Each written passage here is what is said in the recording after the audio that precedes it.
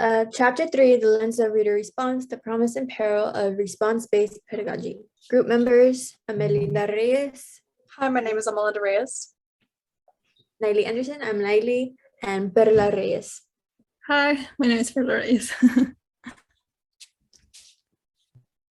Okay. Key terms.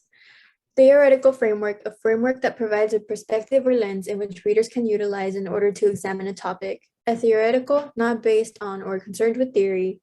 Reader response theory, a theory which gained prominence in the late 1960s that focuses on the reader or audience reaction to a particular text, perhaps more than the text itself. Context. Has a special meaning in this chapter, refers to the context or conditions under which a book or text is read. Conflate. Combine two or more texts, ideas, etc. into one. Visceral reaction, feelings that you feel very deeply and find hard to ignore. Pedagogy refers to the study of teaching methods and approaches for teaching. Dialect refers to a practice that involves a debate between two or more people with differing perspectives about a subject, and each party seeks to establish the perspective as correct. Okay. Louise Rosenblatt, Reader Response Theory. The video further covers Louise Rosenblatt's reader response theory that was mentioned in Chapter 5 of Critical Encounters in Secondary English, Teaching Literary Theory to Adolescents.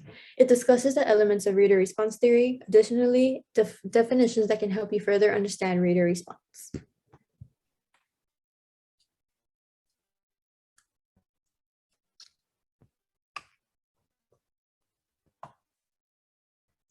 All right, so we have key point 1. So from the chapter, these are some takeaways. So the benefits of the reader-centered approach. So what exactly is the reader-centered approach? This approach recognizes and validates students' individual responses to texts within literature study. And in the reader-centered approach, students act as the creator of meaning through their unique transaction between themselves and the text. So some of the benefits of the reader-centered approach include that it has made the study of literature more relevant and immediate today. It has changed the way that literature is taught, and within this approach, students are the main component in literature study. This approach also focuses on the reader and has enhanced and altered the teaching of literature over time. And the reader-centered approach can provide motivation for students to become interested in literary analysis. So some of the changes brought about by this approach includes that it seems to have changed the teacher and student power dynamics in the classroom, since this approach does heavily focus on the students. And it has also changed what we ask of students as they read texts. And we'll see more of that later on during the presentation. Lastly, it also has changed the kinds of text we use. So to what degree might a text invoke a personal response? That's a question that many educators consider when we're talking about the reader-centered approach. So key point 2, the disadvantages and criticism towards the reader-centered approach. So in many cases, personal knowledge is prioritized over textual, authorial, and also like biographical information and historical information. So we see that in the reader-centered approach, there's a heavy emphasis on personal responses from students. And sometimes because of this, we see that there might be a little bit of just glossing over this textual, historical, and authorial information that we normally see in traditional literary study. Some important differences that are present between the student's world and the world of the text are present. And so many critics believe that this is a disadvantage of this reader-centered approach because many students may not have the experience or may not necessarily know like what to say or how to feel with the conflicts that a lot of literary characters go through. So those are some differences that are present between the literary world and a student's world. And this approach has also led to the overprivileging of the reader at the expense of the text context. So this also ties in with the first point. It just goes back to that the individual is prioritized over many other aspects of literary study within this approach. Also, this approach does not have much room to critique readings outside personal experiences. Just as it was aforementioned, this approach does focus on the individual, and that's why there is also a heavy emphasis on their personal experiences as they respond to a text. Lastly, it's also argued that a text's meaning is a result of reader responses as well as authorial intent. So not just the reader's response alone. So this is arguing that text, aside from the reader's perspective, that text goes deeper and further than that. And there are things like authorial intent that we have to consider when we are examining a text. However, the reader-centered approach doesn't really do that. It heavily just relies on the reader's response alone.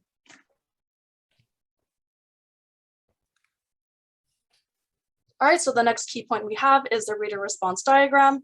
And this explains to us that the following components are influential to reader response.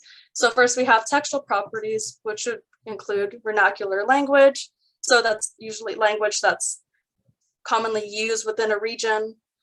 Sentence structure, punctuation, italics, and narrative structure. So these are all the textual properties that many of us normally see within text, and this has an effect on how readers do respond to the text.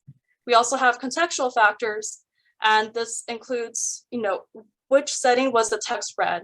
Did the reader read the text in a classroom, or was it at home? These factors influence the way the reader responds to it.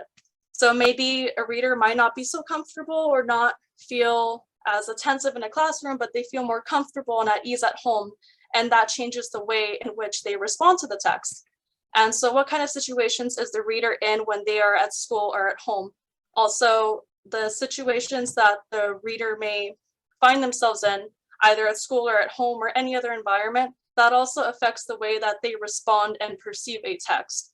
And so here we have a picture of the reader response diagram. This is something that, as you can see on the left side, we have the reader and we have the text on opposing sides, and they both point towards the meaning. And we have context, the contextual factors on the top and bottom, both influencing it. So one would be the textual properties and the other context would be contextual factors. And this is something that we're going to delve into further during the presentation, but this is just a quick takeaway of what the reader response diagram is.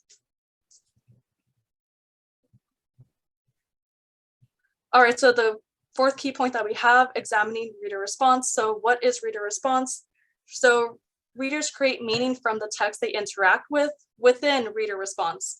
And the rationale behind reader response includes that readers bring their experiences, morals, social codes, and views of the world as they are analyzing and responding to text. So advocates of reader response emphasize the interaction between the reader and the text. So this also goes back to what we mentioned earlier. There is a heavy emphasis on the individual rather than all of the background information that we are normally used to seeing. And essentially what reader response is that readers bring their own meaning while reading a text. And because people have different experiences and different moral, social codes and views of the world, this is why each reader has a different response. And all of these factors, as I mentioned, they influence these responses. So response-based teaching. So what exactly does this consist of? So it pays real close attention to the reader and it respects the responses of the reader. So we see as well, like in this, there's a heavy emphasis on the individual, continued. And response-based teaching also dictates that the reader has the responsibility for making sense of their own personal experiences, which will vary based on various factors.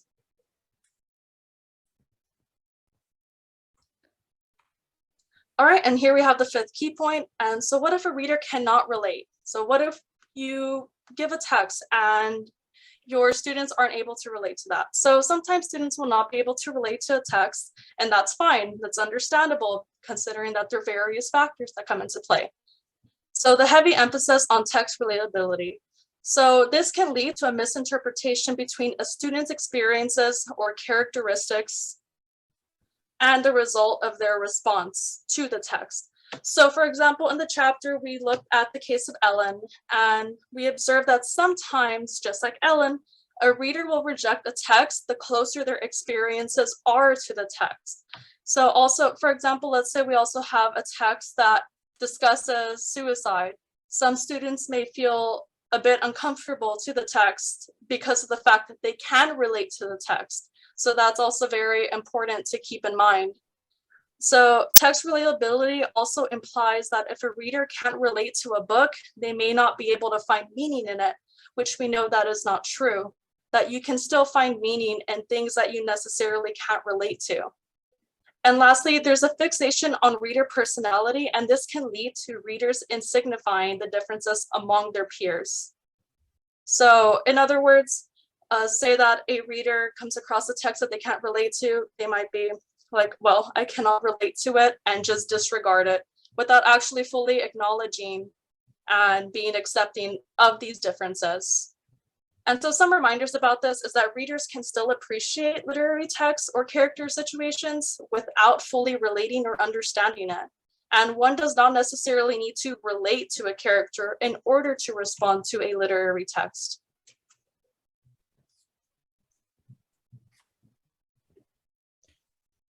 All right, so we have a cautionary tale. This is one of the sections in the chapter.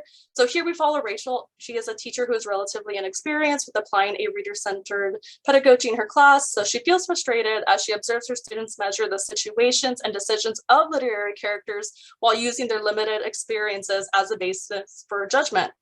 And Rachel feels grateful that her students can find these connections between their lives in the literary text, and she acknowledges that the reader response approach can create a meaningful way for students to connect with text, but at the same time, she believes this approach may trivialize important differences between the student's world and the world of the text if they continue to view the text through the lens of their own experience.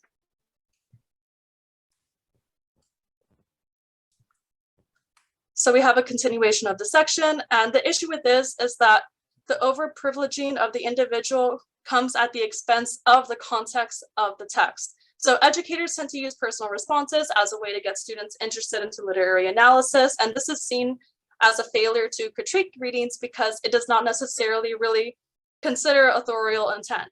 Meaning comes from a negotiation between authorial intent and the reader's response. So these are two elements that equate to the bringing of meaning, the formation of meaning as a reader is responding to a text. So an interesting quote that we included from the chapter includes, how can literature foster a knowledge of others when we focus so relentlessly on ourselves and our own experiences?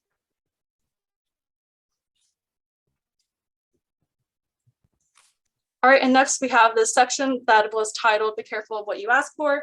So the practice of reader response has become a-theoretical. So this means that, so because of this, students are unsure of what they need to do when they're responding to a text, and they just know that they're expected to respond personally. So since personal responses to literary texts belong to us or belong to the readers in this sense, then who can offer something that will enhance or contradict our experiences, since they are ours after all?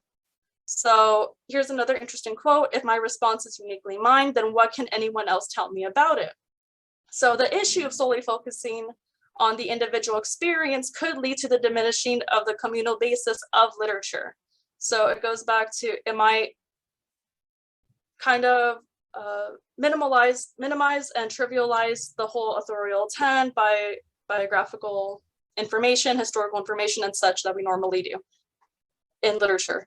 And some students also may feel uncomfortable sharing their personal responses. This is something very important to consider when we're thinking about reader response. So this could be because of privacy or cultural issues that could influence why a student may feel uncomfortable sharing their personal responses.